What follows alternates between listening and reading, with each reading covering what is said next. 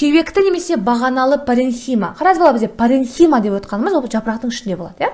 Осы бізде паренхима бөлімі жапырақтың осы бізде андай шырынды жасыл бөлімі, іші шырынға толы. Енді қараз, екі түрі бар бізде кеуекті паренхима, бізде бағаналы паренхима деген түрлері бар. Именно осы мынау бізде бір-біріне тығыз орналасқан бізде ол бағаналы паренхима, бағаналы.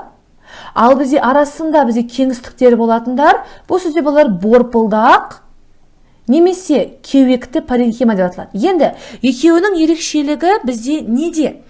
Маңызды. Бұл сөздерде екеуінде де бас ерекшелік ол жасушаларының пішініне байланысты. Жасуша пішіні, мәссаған, айдана, отыңыз деген вообще керемет қойыңыздар. Так, жасуша пішіні біз жасушаның орналасуына байланысты.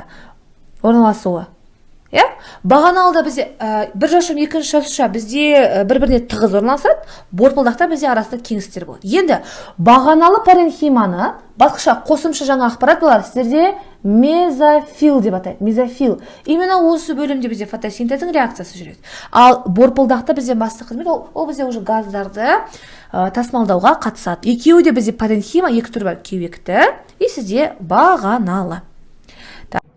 Егер сізге осы сұрақты талдағанымыз ұнаса, онда описаниедағы сілтемені басып, курс туралы толық ақпаратты аласыз.